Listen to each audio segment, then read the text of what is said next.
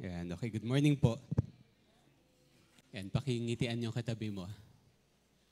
Yan, pakibati mo naman at ngitian yung katabi. Yan.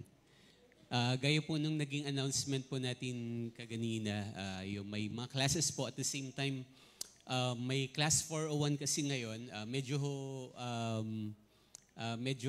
nangangailangan ho tayo ng tulong, lalo na yung mga graduate na ho ng class 401. Please, nakikiusap po ako sa inyo, magpaiwan ho kayo mamaya. Huwag kayo masyadong magmadaling umuwi.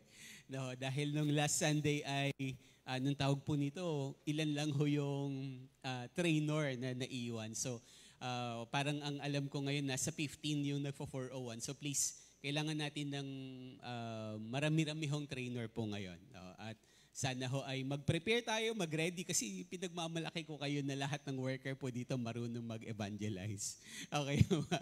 Sana wag naman ho tayong mapahiya sa mga bagong tinuturuan ng 401. Okay po? Sabi nga sa katabi mo, ka uwi agad. Okay. Iba kasi nagmamadali. No? So lalo na ho yung mga minessage na, meron na ho kasi ang sabi ko sa mga trainee po ngayon, message nyo lahat ng worker na gusto nyong, kung sino man yung worker na gusto nyo maging trainer. At alam ko, nag-PM na ho yung ilan sa kanila. So please, wag nyo naman po i-reject, no? I-reject yung mga gusto kayo maging trainer. Kasi sabi ko, pili kayo na magagaling. So kapag napili ka, ibig sabihin, magaling ang tingin nila sa'yo. Okay po. Okay ho ba? No. So, right after the service po yun, mga 10:30 start ho tayo ng class 401.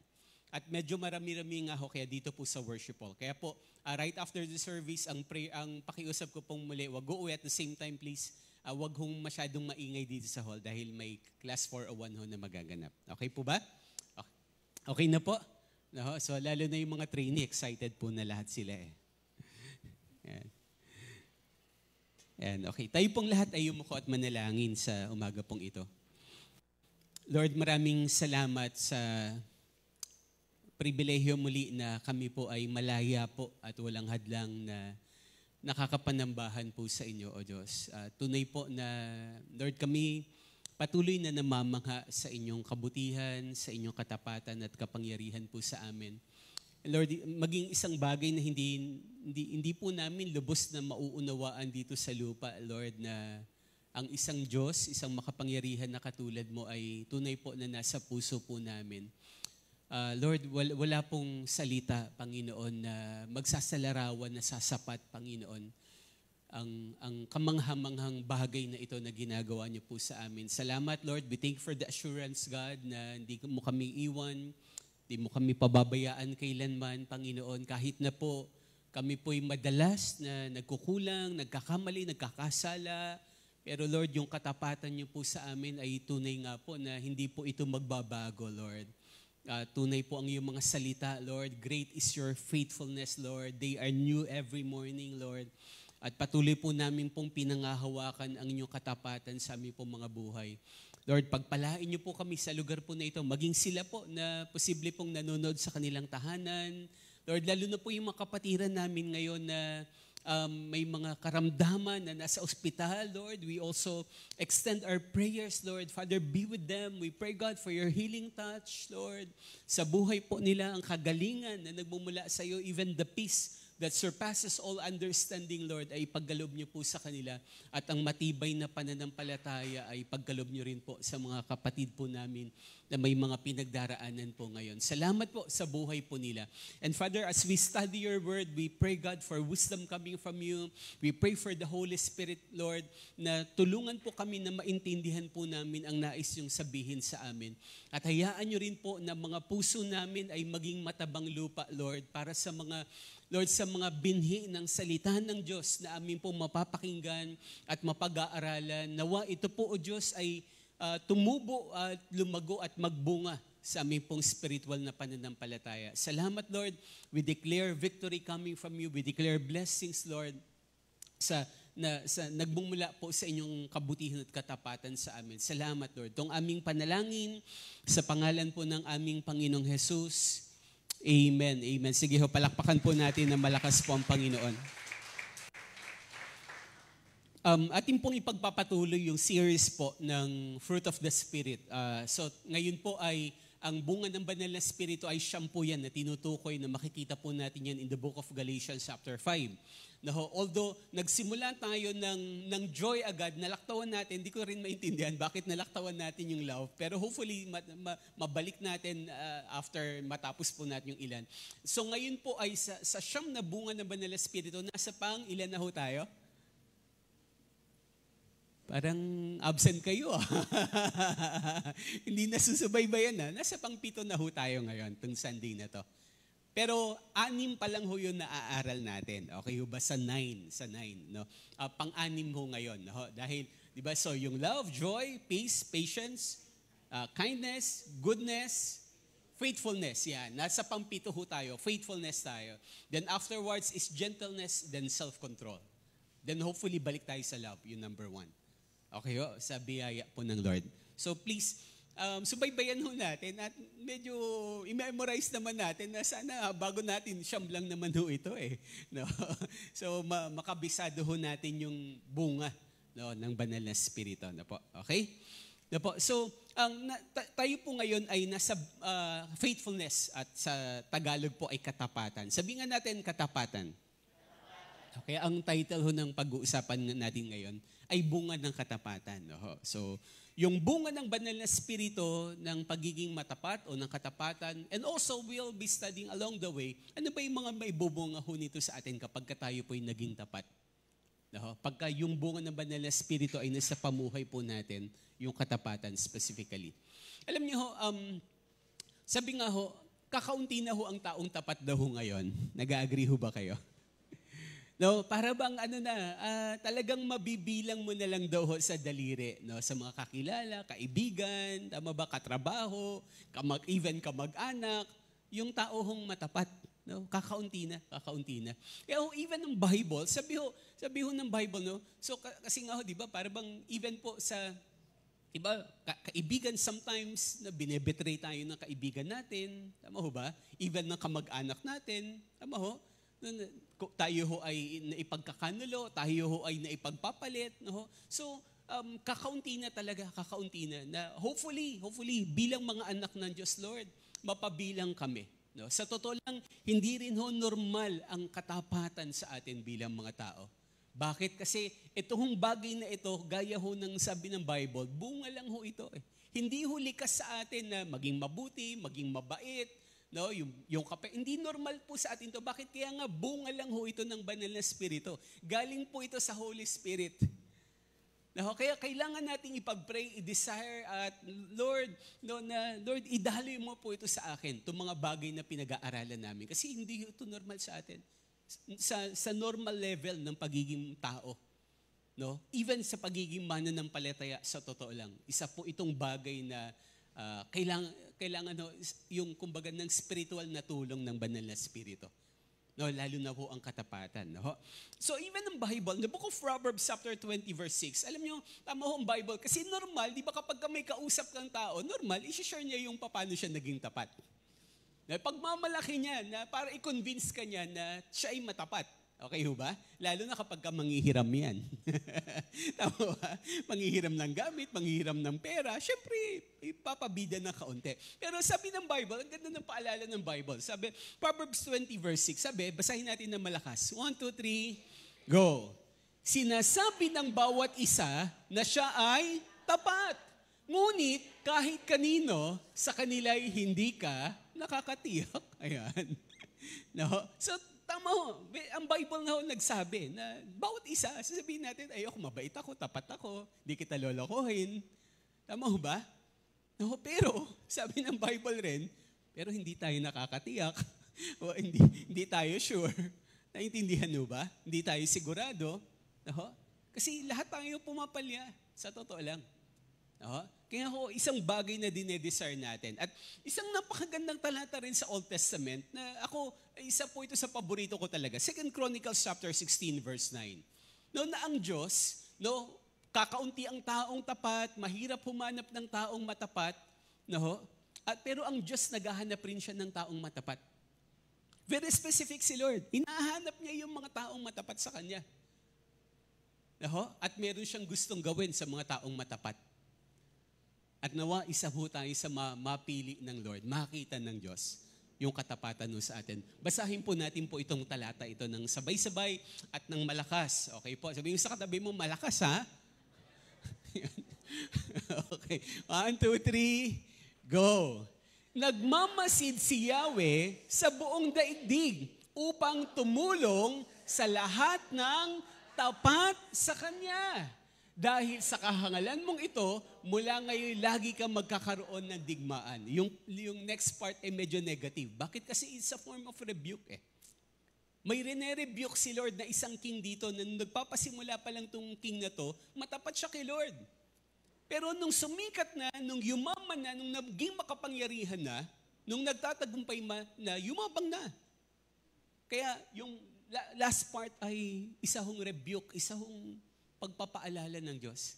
Pero very clear, ang sabi ng Bible, sabi ng Diyos, ang Diyos ay mula ho sa kalangitan, nagmamasid siya sa buong daigdig. Sa Pilipinas, sa Luzon, sa Bulacan, sa May Kawayan, dito sa Santo Niño. Nagmamasid po ang Diyos. At dito po sa Chosen, dito po sa church, nagmamasid siya. At sino yung hinahanap niya? Yung magaganda ba? Yung mga gwapo ba? Katabi mo? Yung bang hinahanap ni Lord ng qualification? Para i-bless niya? Para tulungan niya? Hindi. Sabi niya, lahat ng taong tapat sa Kanya. Tingnan mo ang katabi mo. Yan, mukha bang matapat? Okay. Bilang ngingisi ng gano'n eh. Okay. No? So, yun po, no? Sa English, ang ganda rin eh. Sabi, for the eyes of the Lord ran throughout all the earth. No, to show Himself strong to those who are faithful in Him. No, gusto daw ipakita ni Lord kung gaano siya kalakas, gaano siya kabuti, makapangyarihan, at nais niyang tulungan yung mga taong matapat sa Kanya. Mahirap po maging matapat. Naintindihan mo? Nag-agree ba kayo? Mahirap po maging matapat. Pero may blessing si Lord sa mga taong tapat. At sana tayo ho yun. Okay ho? No, ano ho ba yung, alam nyo, maraming sukatan po ng katapatan. Maraming sukatan po ang katapatan. No? Marami hong pwede ho tayong batayan. Pero ang Bible, gusto ko pong i-share sa atin yung ilan ho, no, 3 ho, sa napakarami na tinuturo ng Bible. Pero there are 3 general and very basic po na sukatan ng Diyos, sa hinahanap ng Diyos sa kanyang mga anak pagdating ho sa katapatan. Na unang-una ho ay first point po natin, makikita ho natin sa first point. Kaya ang paalala ho dyan, maging tapat sa maliliit na bagay. Yan. Sabihin nga natin, maging tapat. Sabihin natin sa maliliit na bagay. Alam nyo, maraming tao no, na sa totoo lang, gusto natin palagi ng malalaking bagay agad. Tama ho ba? Ang pangarap mo, Lord, bigyan mo ako ng malaking bahay, yung may 10 kwarto, Hindi ho ba?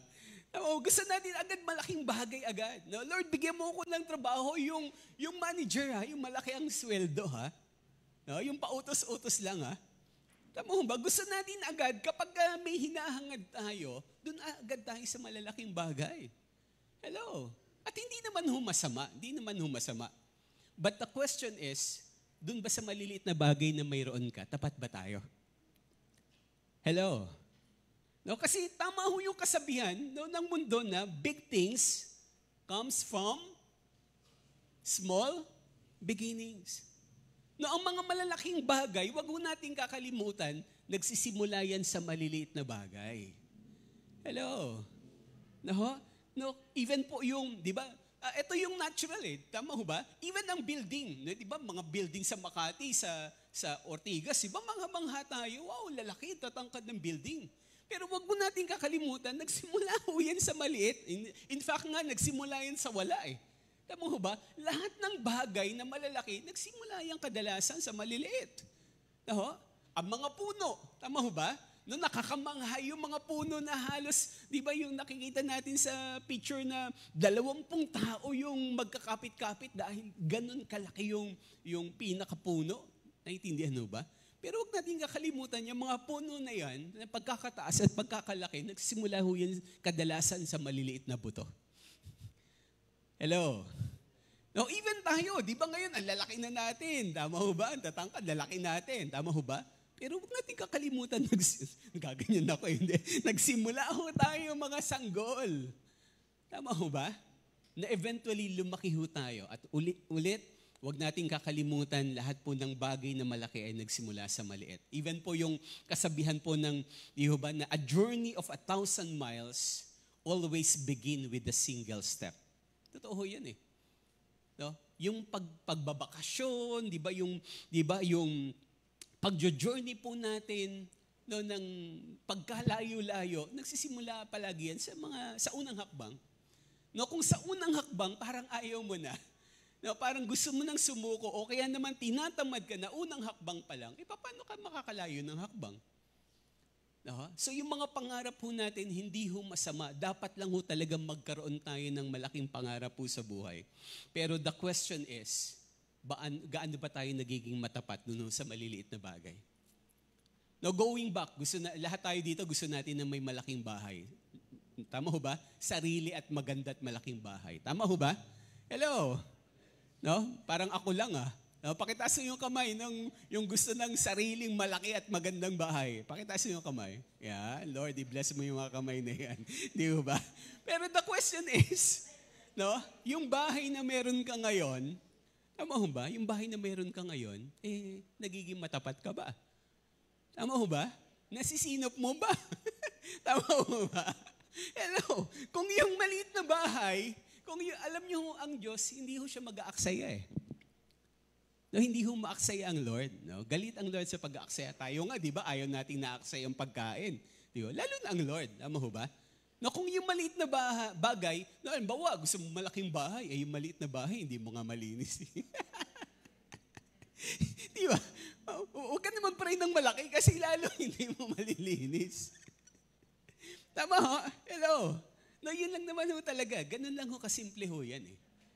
No, ganun lang ho talaga siya kasimple. Minsan, kaya may mga bagay na hindi binibigay ni Lord sa atin kasi hindi tayo mapagkatiwalaan dun sa maliit. No? Gusto natin ho ng magandang trabaho balang araw, manager, yung malaking kita, malaking sweldo. Di ba? Gusto mo agad, 6 digits agad sweldo mo. Aba, grabe ka. No, big time ka. Ang tanong, kamusta pag-aaral mo? Ano ba?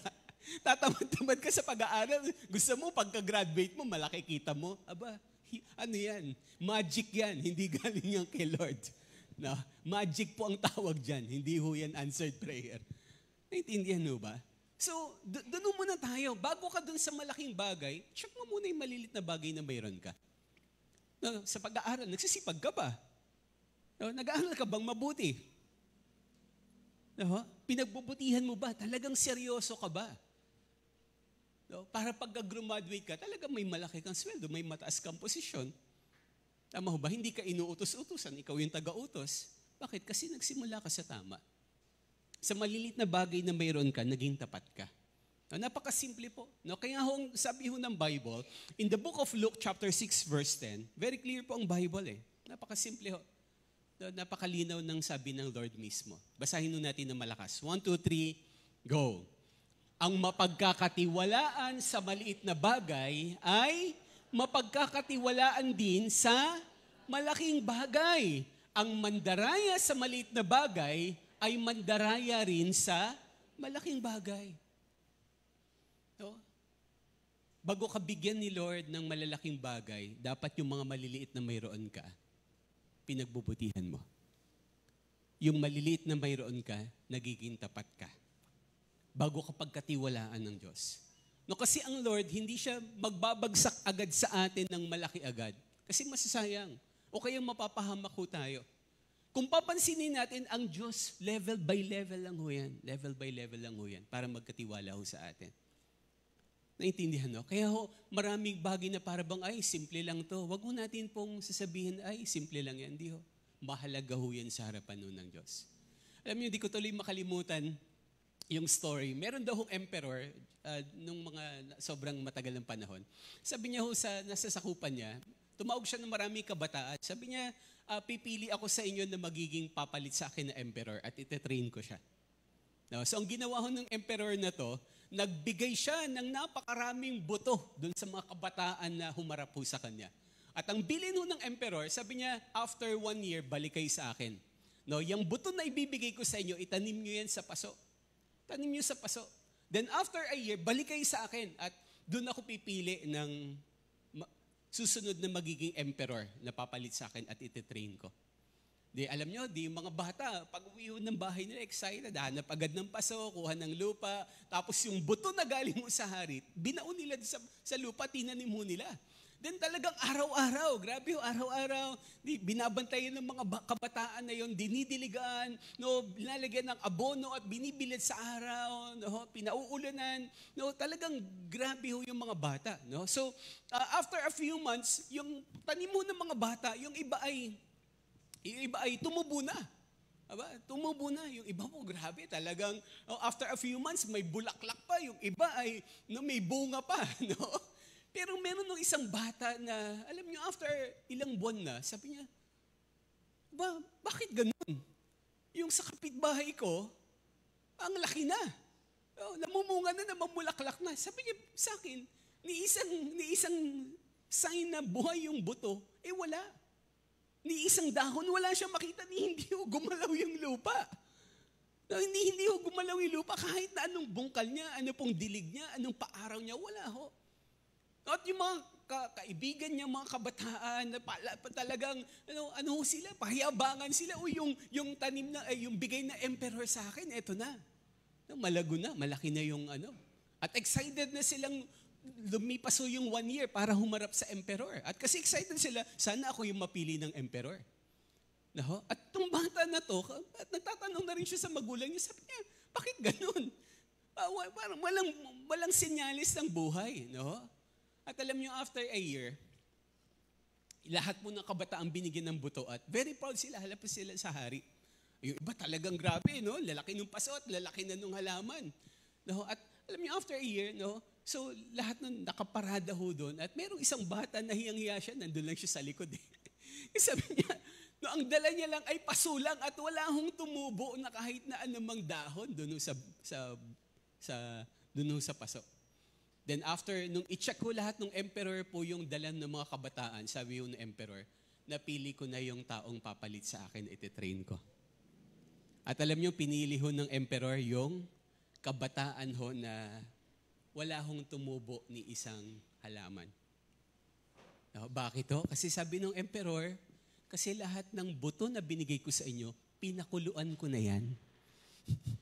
No, nilaga ko na yan, kaya imposible yan na tumubo pa at mabuhay. Hello. Kaya alam niyo kung minsan may mga buto sa buhay natin na parang hindi natin binibigyan ng halaga. At sa mga simple na yan, hindi tayo nagiging matapat. Naintindihan mo ba? Pero pagka tayo ay kahit buto lang yan, sabi mo sa katabi mo, kapatid, kahit buto lang yan, maging tapat ka pa rin. Naintindihan mo ba? No, na kahit po sa buto, kaya ho, alam nyo, di ba, napakaganda ng paalala na may nabasa ko kong libro, sabi ho ng libro, don't steal a paper clip sa office nyo. Kahit daw ho, napakaliit na paperclip, huwag ka daw mag-uuwi galing sa trabaho nyo. Kasi nakikita daw ho ng Lord yan. Naintindihan mo ba? Di ba ilan ho sa atin yung guilty nito Tamo, ay, paperclip lang naman yan. Pati pa naman paperclip, hindi naman ikakalugi ng kumpanya yan. Tama ho ba? No? Hindi ko naman ikakakulong yan kapag inuwi ko yung paperclip na galing sa office. Tama ho? Pero sabi niya, doon na susukat, kahit na sa maliit na paperclip, kahit na maliit na isang pirasong thumbtacks lang yan, ay mahalaga ho yan sa Diyos. Diyan ho nasusukat kadalasan. Sa totoo lang, makikita natin yung katapatan natin, hindi naman palagi sa malalaking bagay, although pwede. Pero doon ho yan nagsisimula sa maliliit na bagay. Hello? Naintindihan mo ba? Andiyan pa ho ba kayo? Andiyan pa ho ba? No, alam nyo, hindi ko nga ho rin makalimutan yung una kong pinagpastoran. Nagturo rin ako ng ganda. Sabi ko, no, minsan kahit sa gamit sa church, di ba? Minsan wala tayong pakialam Tama mo ba? Inuuwi natin. Tama mo ba? Inuuwi natin yung gamit sa church. No? At sabi, simple lang naman yan. Ganito lang naman yan. Di ba? Alam niyo, one time na nagturo akong ganun, after a week, May isa hong kapatiran, dala-dala niya tabo. Sabi niya, ano yan, kapatid? Tabo ho ng church. Hindi ko malaman kung bakit napunta sa bahay namin to eh. No, at pagkatagal-tagal na yung tabo ng simbahan, kaya pala, hanap na kami ng hanap. Nasaan na yung tabo ng church? Aba, naiuwi na pala ng isang kapatiran. At salamat sa Lord, kinonvict na Lord para ibalik. Naintindihan mo ba? Sa mga simpleng bagay, paperclip sa trabaho, tabo ng simbahan, no, buto na pinagkatiwala sa'yo. The question is, magiging tapat ba tayo? Huwag natin kakalimutan ang mapagkakatiwalaan sa maliit na bagay, mapagkakatiwalaan sa malaking bagay. Ang mandaraya sa maliit na bagay, mandaraya kahit sa malaking bagay. Ang Lord ho nagsabi niyan, hindi po ako. Naintindihan mo ba? Kaya sabihin mo sa katabi mo, kapatid, maging tapat tayo, ha? Kahit sa maliliit na bagay, po. Yan. Parang wala na ho akong kausap po ngayon. Punta na ho tayo sa pangalawang point. Ano ho yung bunga ng katapatan? Saan ho masusukat? Ano ho yung pinagbabasa ni Lord para ho sukatin yung ating katapatan? Unang-una na yung ating pong mga maliliit na bagay na para bang binabaliwala lang ho natin. Naintindihan ho ba? Pero malaking bagay ho iyan sa harapan at paningin ng Diyos. Pangalawa ho ay maging tapat sa paglilingkuran. Sabihin natin, maging tapat. Isigaw ho natin sa paglilingkuran. Yan, ito na. No po, so paglilingkuran. Alam nyo, napakalamak ho ng salitang paglilingkuran at hopefully madiscuss natin ng mabilisan. Sabi po in the book of 1 Peter chapter 4 verse 10, the book of 1 Peter chapter 4 verse 10, napakaganda ho ng talata po na ito.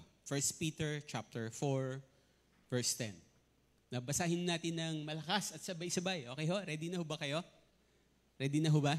Okay, 1, 2, 3, go! Bilang mabubuting katiwala ng iba't ibang kaloob ng Diyos, gamitin ninyo sa kapakinabangan ng lahat ang kakayahang tinanggap ng bawat isa sa inyo. Yan. At very clear po dito, ang ibig sabihin po nito, in one word, maglingkod tayo. No? Bakit? Kasi sabi niyan, dapat na ho tayo, lalo na bilang mga anak ng Diyos, maging mabuting katiwala tayo. Bakit? Kasi tayo ay pinagkalooban ng Diyos ng iba't ibang kaloob, ng iba't ibang gift sa Ingles. No? May kanya-kanya ho tayong kaloob. Kaya ho, may mga taong, di ho ba, magaling magluto, tama ho ba? Magaling manggupit, tama ho ba? Magaling sa history, tama? Magaling sa math, tama ho ba? Magaling sumayaw, magaling tumugtog, kumanta, magaling magsalita, tama ho ba? May magaling matulog, di ba? Gift yan eh. No, gift to yan, di ba? Yung masandal ka, makakatulog ka, gift yan. Galing kay Lord yan. So, alam niyo, no? So, yan yung sabi ng Bible, no? Ang paglilingkuran, sabi niya magiging mabuting katiwala tayo sa mga gift na binigay ni Lord sa atin, no? At saan daw natin gagamitin yung kaloob na ito? Gamitin ninyo para maging pakinabang ng lahat. Hello, no? Ang kakayahang tinanggap ng bawat isa sa inyo. So, mga kapatid, ito ho, ipakinggan ho, di ba sa classes ho natin, di ba, yung tayo ay shinape tayo ni Lord. Binigyan tayo ng spiritual gifts, ng heart, ng abilities, ng personalities, and even experiences in life. At lahat yan, ito yung magiging dahilan ng paglilingkuran mo sa Diyos. Lahat ng mga bagay na mayroon ka at pinagdaanan mo, yan yung gagamitin ni Lord para maging pagpapala ka sa iba. Hello? At para sa iba yan. No, kakatandaan ho natin, hindi ka binigyan ng magandang boses para kantahan mo lang sa sarili mo.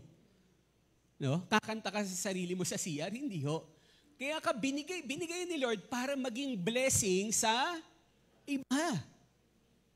Hello? Di ba magaling kang mag-drawing? Para lang ba pagmasdan mo yung mga lahat ng drawing mo? Hindi. Kailangan mo yung mag-iipakita sa iba para mapagpala sila. No, para ikaw ay isang maging mabuting katiwala at maging isang mabuting naglilingkod sa Diyos. Nagiging blessing ka. No, lahat, no, isipin ho natin ng mabuti. Lahat ng bagay na mabuti na mayroon ka galing kay Lord, ang gusto ni Lord yan, maging pagpapala ka sa iba. At yaan yung kapamaraanan ng paglilingkuran ho natin. At pinagmamasdan ho ng Diyos yan.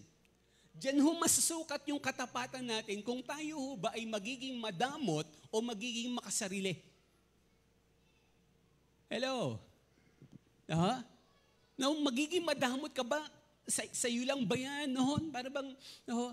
Alam nyo, kaya nga ho, alam nyo, makikita nyo ho na ang isang taong tinawag sa isang bagay na yan, alam nyo, gagawin niya po yan ng talagang bukal sa loob. Hello, hindi mo mapipigilan ang tao na gawin ng isang bagay, lalo na kung galing yan kay Lord. Tama ho ba? Andiyan ho ba kayo? Kahit na hindi mo bayaran tong tao na to, kapag gagaling yan kay Lord, gagawin niya yan ng kusa. Gagawin niya ho yan ng kusa. Yan ho yung isang sukatan na galing talaga kay Lord yan. No? Alam nyo, share ko lang ho ng mabilis. Alam nyo, nung ako yung mananampalataya na, at naturuan ho ako, napaalalanan ho ako na kailangan ko nga hong maglingkod kay Lord. At alam nyo, sabi ko nga, ang unang-unang ministry ko sa church ng paglilingkuran. No? Pero nung una hong ma-attend ako sa church na, nararamdaman ko, sabi ko, mukhang tinatawag ako ng Lord na magpastor.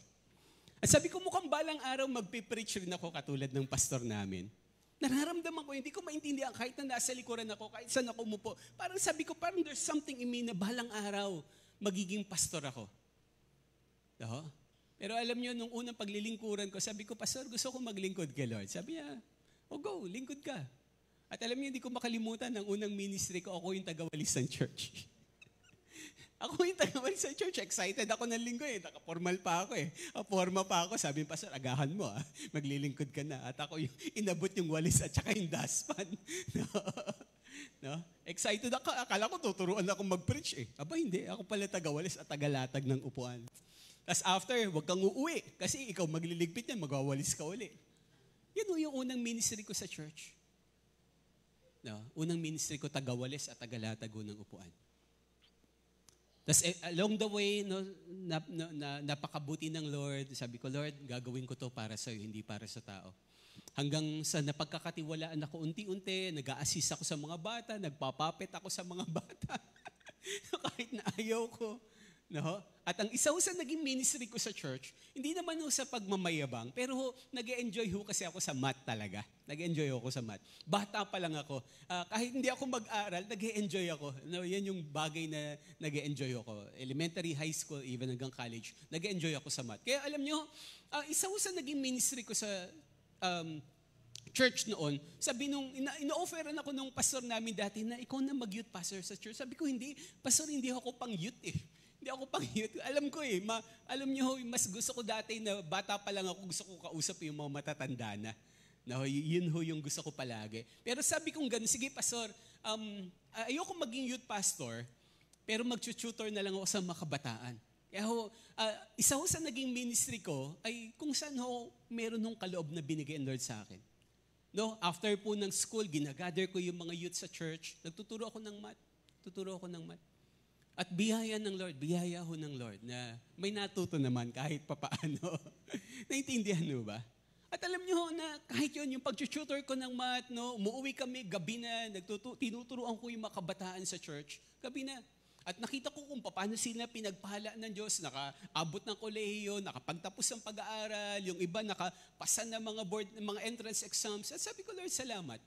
Na pinagpe-pray ko ho yung kahit na yung maliit na bagay na yun. At sabi ko, ito yung paglilingkuran ko sa'yo. Kasi ito yung binigay mo sa akin. Ito yung meron ako, ibabalik ko sa'yo. At gusto ko maging pagpapala sa iba. Ito yung paraan ko ng paglilingkuran. Naintindihan mo ba? Hanggang sa unti-unti, nakikita ng Lord siguro, even ng mga leaders sa amin sa church, na, mapagkakatiwalaan naman pala to. At unti-unti, mula po sa walis, sa daspan, na makita ko yung improvement ng Lord. Hanggang dumating yung time, sabi niya, Boyet, merong Bible study sa Tondo. Walang ibang leader. Pwede bang, gusto mo bang matutong mag-lead ng Bible study? Sige ho, go. Kaya ho, alam niyo, makikita ho, yung journey ko ng paglilingkuran, nagsimula sa maliit na bagay hanggang unti-unti. Naging Bible study leader ako. Tapos naging elder ho ako ng church, nag-aaral pa lang ako, college pa lang ako, na isa ako sa napiling elder ng church. Hanggang after kong makagraduate, makapasa ng board exam, o sabi, Boyet, may church planting opportunity sa Batangas. Sabi ko, go.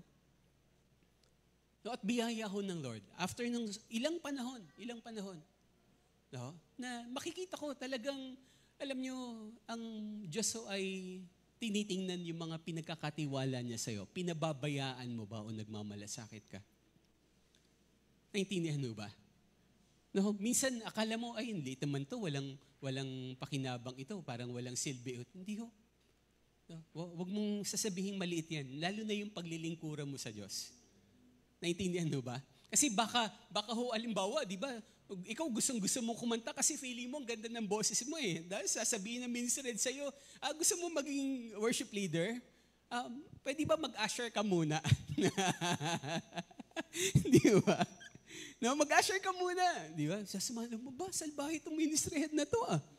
No, hindi niya pa ata napapakinggan kung gaano ako kagaling kumanta. Kapatid, maging tapat ka lang. No? Kahit na ano pa yan, kapatid. Eh di, ang gawin mo, kantahan mo lahat ng pumapasok dyan. Hello?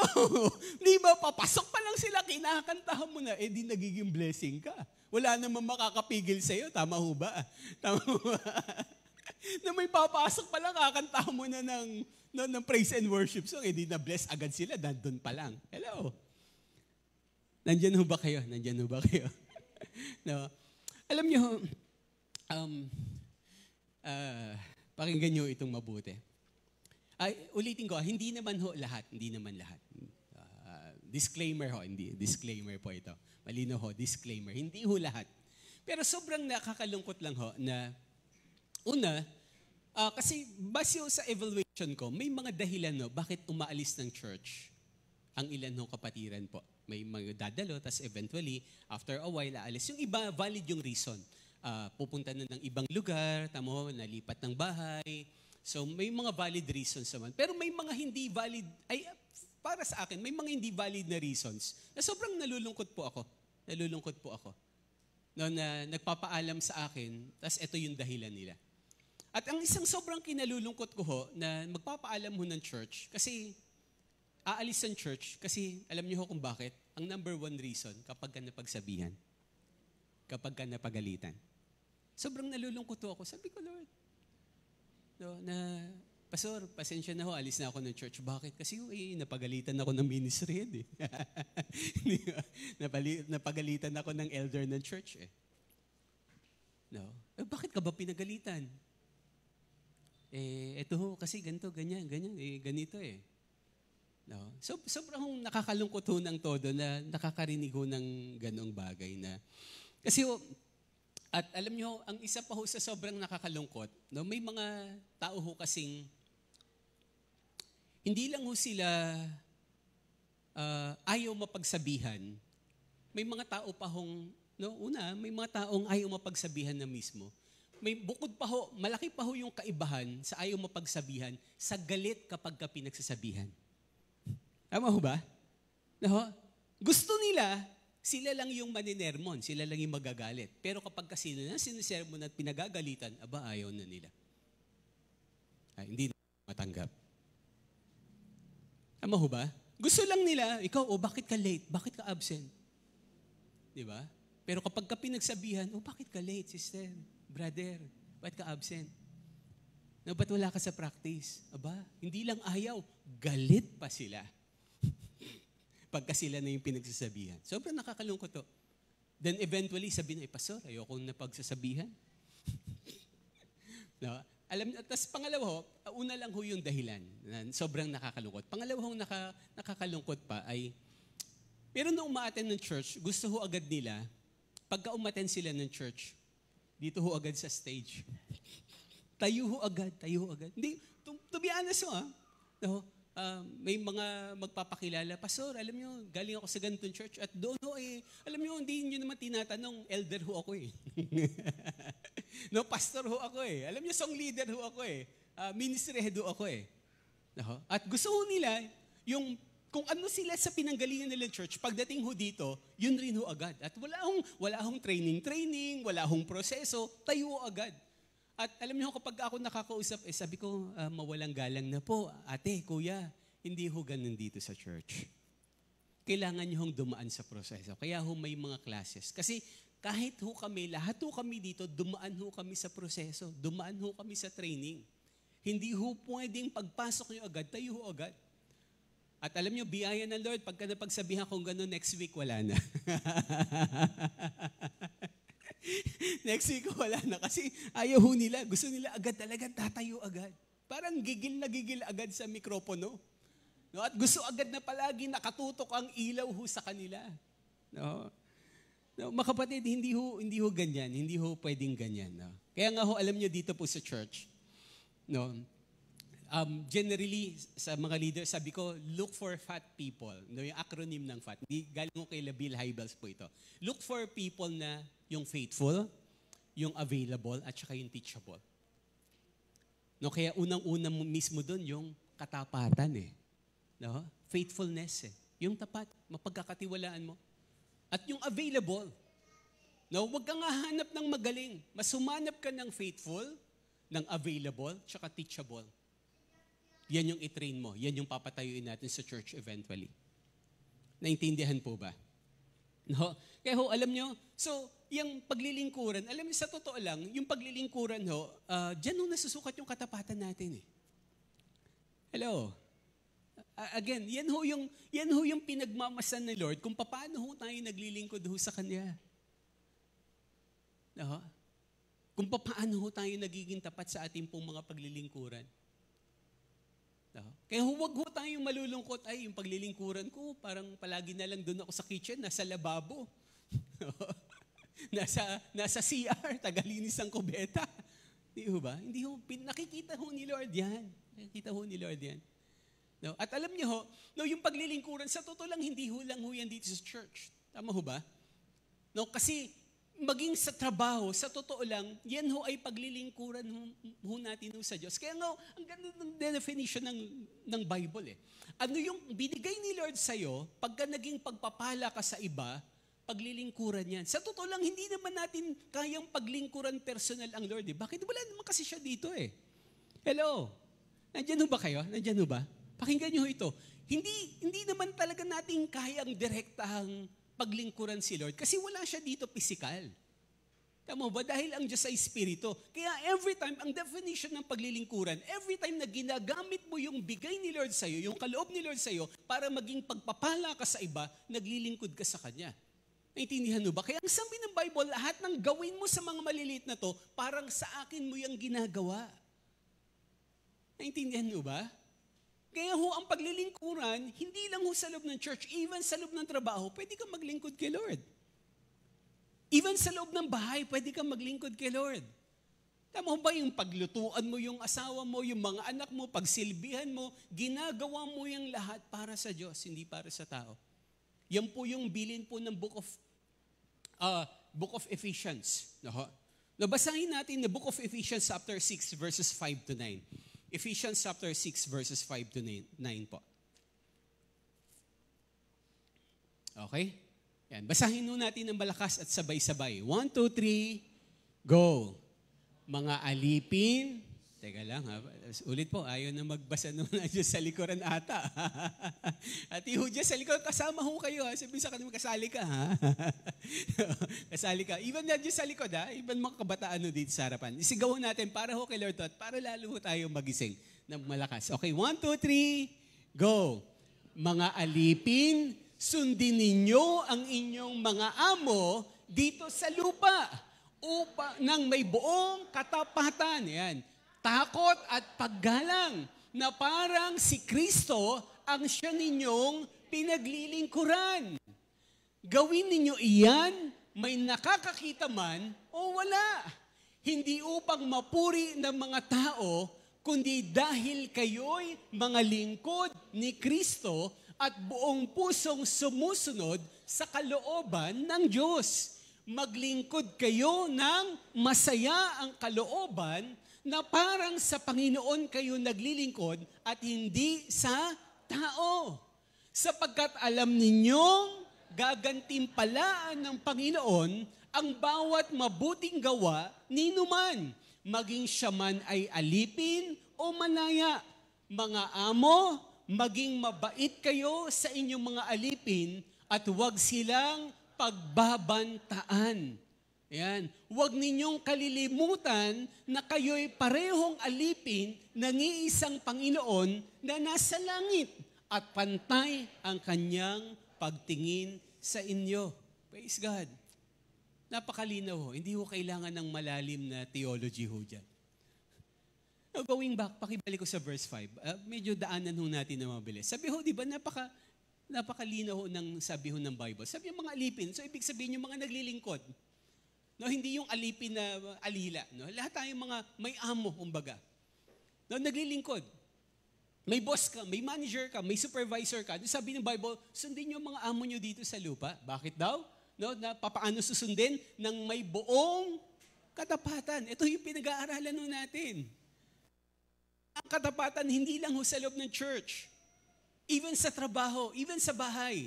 No, sabi, no, paano tayo maglilingkod sa kanila? Buong katapatan, takot at paggalang na paparon daw na parang si Kristo ang siya niyong pinaglilingkuran. No? Yung boss mo, isipin mo, what if kung nandito si Lord? Kaya tama ho yung kantang The Audience of One. No? Next verse, next slide po. Sabi, gawin niyo yan, may nakakakita man o wala. Ayan. Di ba minsan ganyan tayo? Oy, wala si teacher. Oy, wala si boss. Paano muna tayo? Kape-kape muna tayo dyan. Di ba?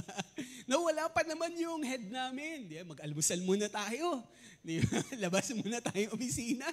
No? Kasi alam mo kung ano oras babalik. Tama mo? Oy, wala naman yung ministry head. Wag mo natin gawin yan. Tama ho ba? No, sabi, may nakakakita man o wala. Hindi upang mapuri ng mga tao, kundi dahil, bakit daw? Kasi mga lingkod tayo ni Kristo. No? Kaya sabi diyan, verse 7, maglingkod kayo ng masayang kalooban na parang sa Panginoon kayo naglilingkod at hindi sa tao. Next verse, sapagkat alam niyong gagantimpalaan ng Panginoon. So may gantimpala pagka naging tapat tayo. May nakakakita man o wala, maliit man o malaki. Naintindihan po ba? So mga kapatid, no, kailangan ho natin pong mapaalalahanan po yan. Alam niyo, hindi ko makalimutan. May story daw ho, si Henry Ford. Alam mo natin yung Ford Motors, tama ho ba? Parang bihira kasi dito ho yan sa Pilipinas eh. Pero sa US, yung Ford Motors, kilala pa rin ho yan. Talagang gumagawa ho sila ng mga magaganda at mga mahuhusay na mga sasakyan specifically. No, yung Ford Motors. At ang founder ho niyan si Henry Ford. Henry Ford po ang pangalan po niyan. Di ba dati meron, di ba yung Ford, kaya uso yung Ford Fiera. Tama ho ba? Yung mga parang pick-up. Di ba? So, yan po, Ford Motors po yan.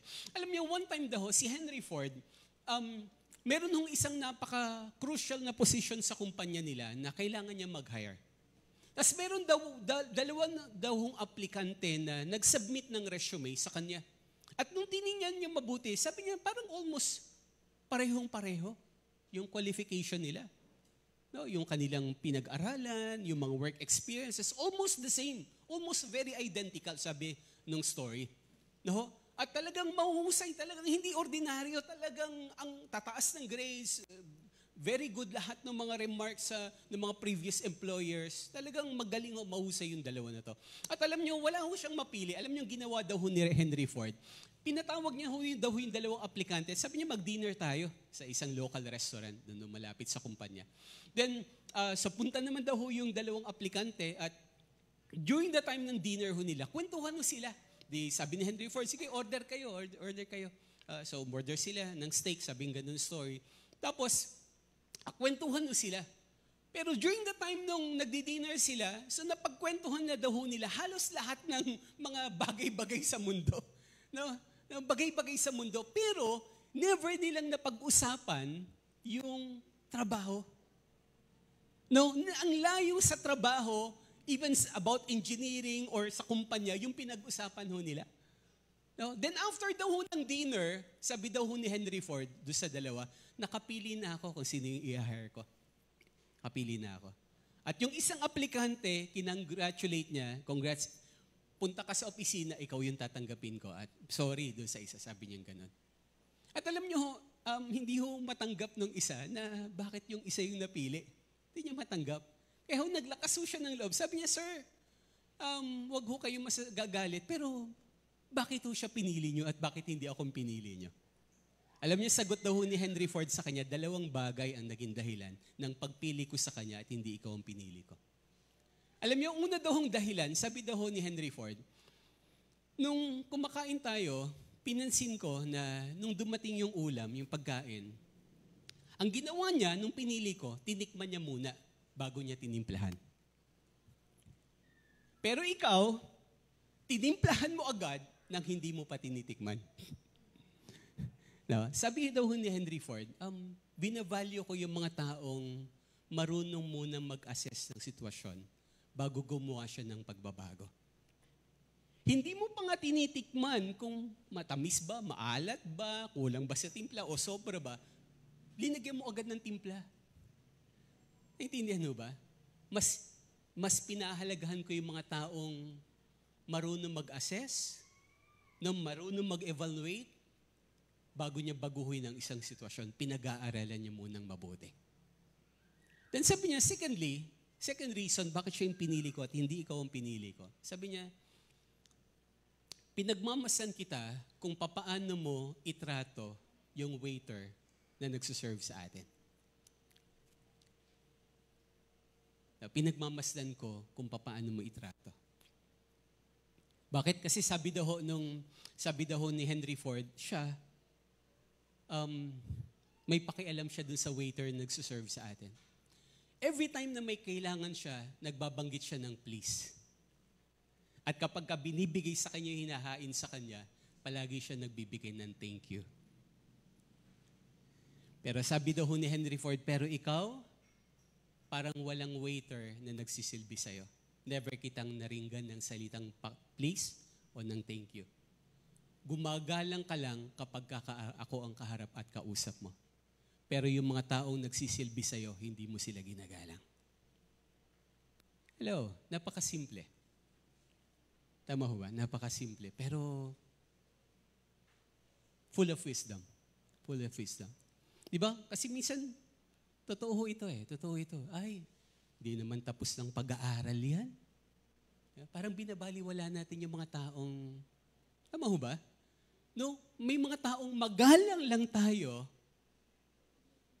sa boss natin. Tama ho ba? Hello. No, nagpi-please lang tayo, nagte-thank you tayo, may respeto tayo sa mga taong baka may makukuha tayo sa kanila. Pero yung mga taong, ay wala yan. Di nga tapos ng pag-aaral. Janitor lang yan eh.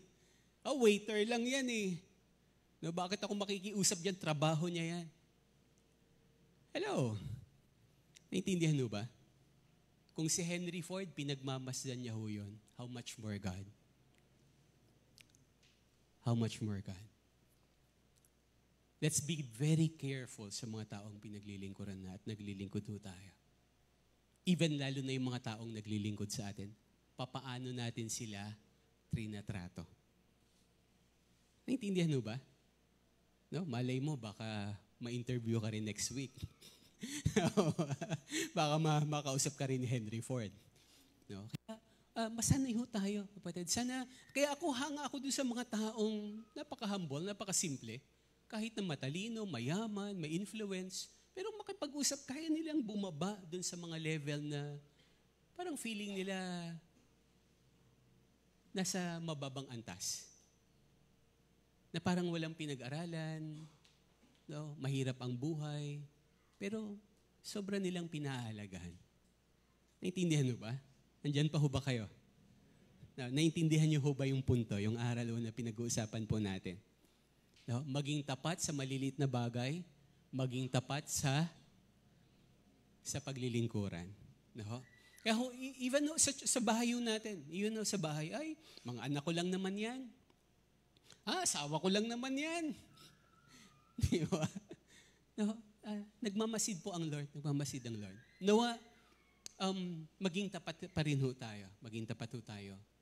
Hindi lang sa maliit na bagay sa lahat ng pagkakataon. Maging tapat ho tayo. Ibigay ho natin yung best ho natin. Bakit? Kasi isipin natin, parang kay Lord natin ginagawa, hindi sa tao. Parang wala na ho kung kausap. Parang wala na ho at akong kakampi dito. Pangatlo and last, alam ko, no, let's pray na matutuho tayo. Third and last na sinasabi ng Bible. Saan niya tayo pinagmamasan ng ating katapatan? Pangatlo ay maging tapat sa panahon ng problema at pangangailangan. Ito, mahirap rin ho talaga ho ito. Parang wala nung nagbasa pala. Sabi nga na, ulitin natin, maging tapat sa panahon ng problema at pangangailangan. Ayan. No? Ang dali hong maging tapat kapag maayos ang buhay. Tama ho ba? Kapag marami kang pera, lalo na, wow, praise God. Sarap kaya tumalon-talon, di ba? Lalo maalog-alog yung pera mo sa bulsa, di ba? Tama, sarap maglingkod kay Lord. Sarap maging tapat, Lord. Thank you for the blessing. Tama ho ba? Lalo na pagka-answered prayer, di ba, na-promote ka, nakapasa ka ng entrance exam, ng board exam, sinagot ka ng boyfriend mo, ng girlfriend mo, may bago kang bahay, may bago kang cellphone, di ba? No? Ang sarap pong maging tapat. Pero ang hirap, paano na what if kapag may problema na ho tayo? Kapag kaunti-unti nang nauubos yung delata mo sa loob ng bahay, wala nang laman ng ref. Tama ho ba? Paano na? Magiging tapat pa rin ho kaya tayo. Lalo na ho sa Panginoon. Kapag may mabigat kang pinagdaraanan, we'll still be faithful before God. Ito ho yung hamon. Kaya ho, alam niyo ho, kahit ito ang Bible, sabi si Jesus mismo, di ba yung naalala niyo yung parable of the sower? Di ba nagbigay siya ng paalala ho doon eh. Di ba? Naging devotion namin to ng mag-asawa, isang araw, umaga ho, na devotion namin. Na sa parable of the sower, tama eh. Di ba yung Bible, ito ho yung buto eh. Ito yung buto. At merong naghahasik eh. At every time na uma-attend tayo ng church, every time na uma-attend tayo ng Bible study, parang may mga butohon na naihahasik ko sa atin. No, totoo yan. Nakikinig tayo ng preaching, no? Nakikinig tayo ng mga Bible studies, mga messages, mga Christian songs, para ho may naihahasik ko na buto. At yung lupa ho, ito ho yung puso ho natin. Ito yung puso natin. At sabi ng Bible, di ba, yung story ng parable ng sower, di ba yung buto, minsan, sabi doon malaglag pa lang sa daan, tinutukan na ng ibon. At pinaliwanag ni Jesus yung explanation nun. Yung meaning po nun. Na sino daw ho yung ibon? Si Satanas. Hello, si Satanas na pagkabagsak pa lang ng buto, dadagitin na agad daw ni Satanas yung buto. Kakainin niya na agad. Na yun po yung reality. Minsan nga habang iba, nagpe-preach pa lang tayo dito, si Satan aligid-aligid na. Kung di tayo maging maingat, yung word of God, yung mga promises ni Lord, kukunin na agad. O inaagaw na agad ni Satan para huwag nang manatili sa puso ho natin. Tama ho ba? Pero may passage ho doon, next Matthew 13, sabi ho dito, no, sabi ho dyan, verse 20, ang katulad naman ng binhing nalaglag sa mabatong lupa ay ang taong nakikinig ng mensahe na kaagad at masayang tumatanggap nito. May mga tao naman daw nakikinig. May mga tao naman daw tumatanggap, hindi naman rin-reject yung word of God. Pero ang problem, verse 21, ngunit hindi tumitimo ang mensahe sa kanyang puso. Bakit? Bakit daw may reason eh. Next, sandali lamang itong nananatili at pagdating ng mga kapighatian at pagsubok, dahil sa mensahe, agad siyang tumatalikod sa kanyang pananampalataya. So mayroon daw very excited umattend na church, mag-serve kay God. Pero nung sabi ng Bible, pagka dumating na yung kapighatian, pagka dumating na yung pagsubok, ayan na, doon na ho lumalabas. Doon na ho nagkaka-problem. Tama ho ba? At yung sumisimbolo ng mga bato, yun po yung binhing nalaglag sa mabatong lugar. Tama ho ba? Kaya hindi tumutubo yung word of God, hindi lumalago, hindi namumunga. Then, sa pagpapatuloy, sabi ho, dyan, verse 22, ang binhi namang nahulog sa may matitinik na halaman ay ang mga taong nakikinig ng mensahe, ngunit dahil sa pagkabalisa at maraming mga bagay at pagkahumaling sa kayamanan. Anong nagiging resulta? Nawawalan ng puwang sa kanilang puso ang mensahe at hindi ito nagkakaroon ng bunga. Daming dahilan. Yung problema, pagsubok, kapighatian. No? Kaya hindi tumitimo yung Word of God. No? Hindi ho bumabaon. Hindi ho lumalago eh. No? May mga reasons.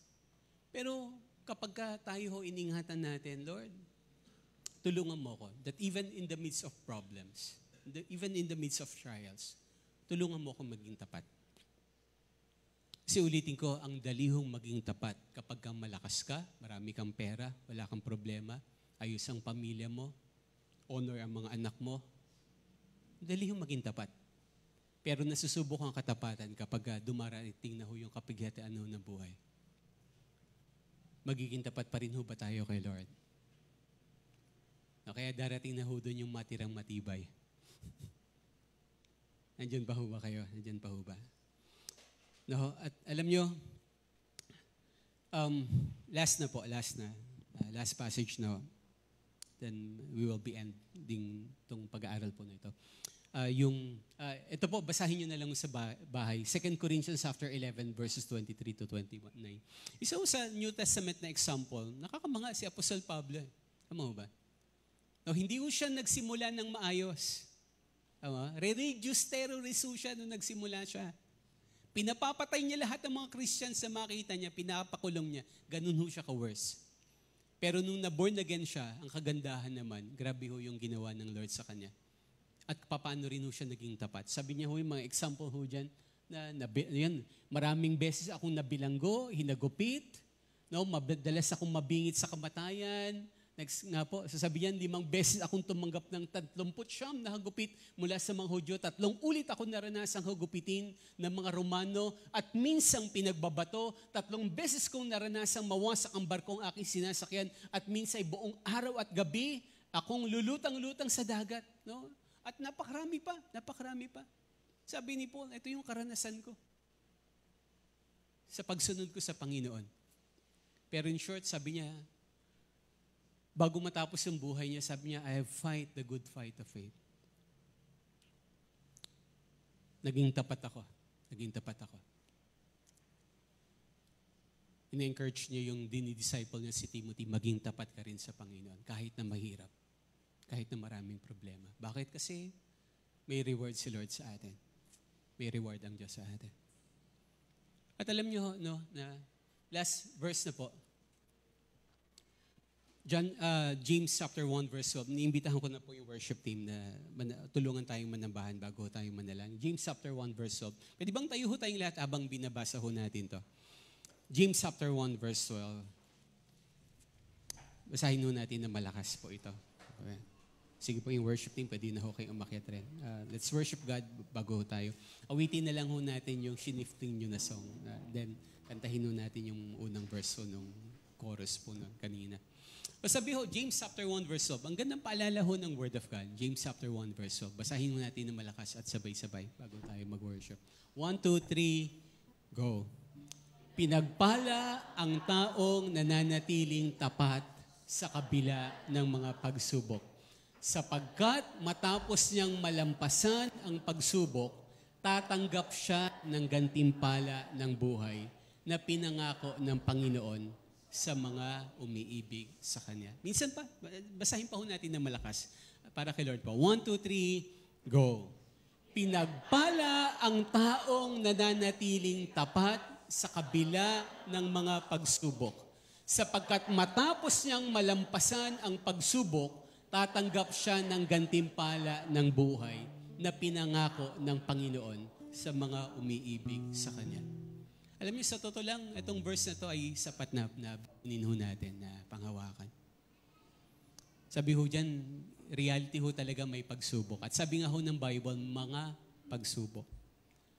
Yung ho yung kagandahan sa pagsubok, hindi ho tayo maiinip eh. Kasi iba't ibang uri ho ang pagsubok. Tama ho ba? At marami kung minsan dabarkads kung susugod yan sa'yo eh. Tama ho ba? Kaya sabi dyan, mga pagsubok. Pero sabi ng Bible, blessed. No, may blessing, may pagpapala. No, yung mga tao, sindo ho. Yung mga taong nananatiling na mahina, nananatiling tapat sa kabila ng mga pagsubok. Na mapa-unbeliever, mapa-believer, may mga pagsubok naman. Tama ho ba? Kahit nung wala pa tayo sa Lord Tama ho ba? Ang dami rin pagsubok Tama ho ba? Wala naman pinag-iba. Lahat. Hanggang nandito ho tayo sa mundo, maraming pagsubok.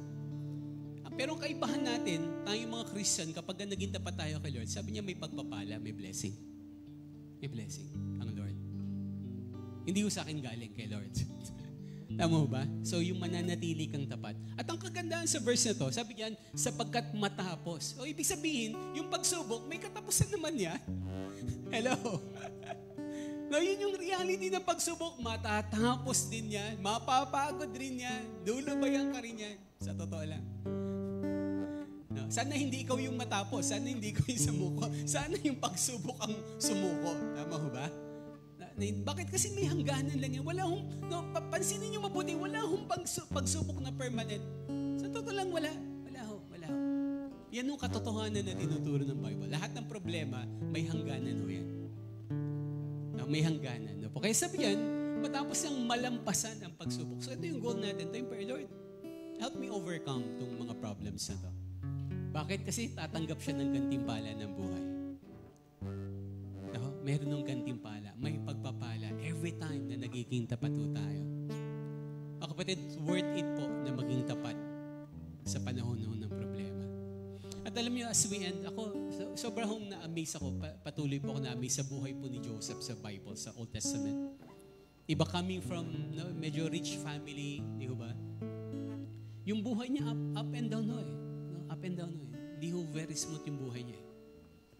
Pero ang isang nakakatuwa kay Joseph, di ba, sa Old Testament, ano man yung buhay niya, pinipilit niya maging tapat kay Lord. Tama ho, nung binenta siya ng mga kapatid niya, tama ho ba? Di ba? Inulog siya sa balon. Nung makikita natin yung pagsama ng Lord sa kanya, bakit? Kasi tapat siya kay Lord Tama ho ba? Tapos di ba, yung ibenta siya, di ba? Yung mapunta siya, mapadpad siya sa isang lugar na wala siyang kilala, walang kamag-anak, malayo sa pamilya. No? At yung pinagdalan sa kanya, alipin siya, katulong siya Tama ho ba? Sa totoo lang, may karapatan na siyang magreklamo, magrebelde, magpasaway. Na wala nang nakakakita sa kanya Pero still, pinanghawakan niya yung katapatan niya sa Diyos. Kaya anong ginawa ng Lord sa kanya? Prinomote siya Tama ho ba? Kaya lang, may nainggit sa kanya, merong nagkagusto sa kanya, di ba? Asawa ni Potiphar. Tama ho ba? Na inakusahan siya. Tapos eventually, nakulong siya. Tama ho ba? Nakulong siya Pero, mas pinili pa rin, Lord, gusto ko pa rin maging tapat sa'yo kahit na nasa kulungan. Kaya sa kulungan, anong ginawa ni Lord sa kanya? Pre-mote uli siya ni Lord Tama ho ba? Ginawa siyang leader. Kahit na nasa kulungan, leader pa rin siya ng mga bilanggo. Naintindihan, no? At nandun yung kamay lang, Lord, kapangyarihan ng Lord. Then eventually, after po, no? Kasi si Joseph, naging tapat siya, hindi lang sa maayos ang buhay, kahit sa mahirap ang buhay. Tama ho ba? Kaya siya dinala ng Lord. Ang Lord ang nagalagay sa kanya sa palasyo. Siya yung ginawang pangalawang makapangyarihan sa buong mundo nung time na yun. Bakit? Kasi yung Egypt siya yung superpower at that time. Kaya maging second in command ka sa Pharaoh at that time, ikaw yung second most powerful man sa buong mundo. At yun po yung ginawa ng Lord sa kanya. Bakit? It's because of His faithfulness before God. Naintindihan mo ba? Siya ay naging tapat sa harapan ng Diyos. At sa lahat ng bagay na pinagkatiwala ng Diyos sa kanya. Muli, mga kapatid, habang inaawit natin po ito, may we be reminded and be encouraged. Mga kapatid, sulit mahirap pong maging tapat. Yes, mahirap po. Pero sulit pong maging tapat. At kaya kailangan nun nating maging panalangin, Lord, tulungan mo akong maging tapat sa'yo. Napakagandang song na to. Napakagandang song. Di ba yung paki-flash nga yung lyrics, yung unang part po ng song. Di ba na yung author ng song writer po ng song sabi niya, Lord, tapat ka sa akin. Tapat ka sa akin. Di ba na? Ikaw ay naging tapat sa akin. Kaya Lord, prayer niya, panalangin niya, Lord, gusto ko rin maging tapat sa'yo. Gusto ko rin maging tapat sa'yo. So, yung song na inawit po natin kaganina. And as we worship and pray before God, na sana manggaling sa puso natin po ito na, Panginoon, tulungan mo ako maging tapat. Ano man yung pinagdaraanan ko ngayon? Ano man yung problema ko ngayon? Nasaan man ako ng bahagi ng buhay ko ngayon? Naintindihan mo ba? Pwede bang palakpakan natin ng Lord na malakas po muna? Hallelujah. Sige, mas malakas pa ho para po sa Diyos po na buhay, na makapangyarihan, at nagmamahal po sa atin, Panginoon. Sinasamba po namin kayo, Lord. Kinikilala po namin po ang inyong katapatan, ang inyong kabutihan, ang inyong pagmamahal po sa amin. Hallelujah. Hallelujah. We worship you. We honor you, God. We give you praise. We give you praise, Lord. Hallelujah. Hallelujah. Iawitan po natin yung Panginoon bago tayo manalangin.